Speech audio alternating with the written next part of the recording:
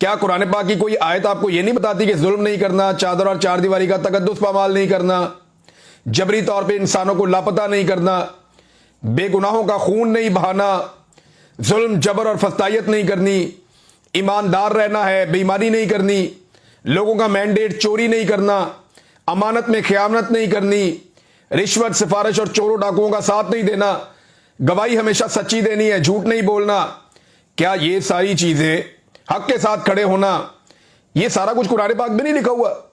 یا پورا قرآن پاک جو ہے وہ پاکستان تحریک انصاف اور عمران خان کے بارے میں ہی آپ نے آرمی چیف نے سنانا ہے لوگوں کو؟ اب جب بھی کبھی وہ قرآن پاک کا حوالہ دیتے ہیں پاکستان تحریک انصاف پہ اٹیک ہوتا ہے۔ اب یہ آپ غور کریں نا کہ عمران خان اس لیے شیطان ہے، ان کے بقول، سہیل وڑائچ کے بقول آرمی چیف کہہ رہے ہیں کہ اس نے ابلیس کی طرح معافی نہیں مانگی، اور مراد راس یا فیض الحسن چوہان یا اندلیب عباس یا فاروق حبیب یا اور بہت سارے، پرویز کھٹک، محمود خان، یہ بہت سارے باقی لوگ جو ہیں جنہوں نے معافی مانگ لی وہ فرشتے بن گئے اور آپ خدا بن گئے۔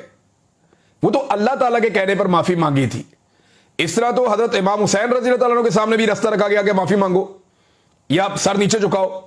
یا تسلیم کرو، یا پیچھے ہٹو، تو انہوں نے کہا نہیں، سوال ہی پیدا نہیں ہوتا۔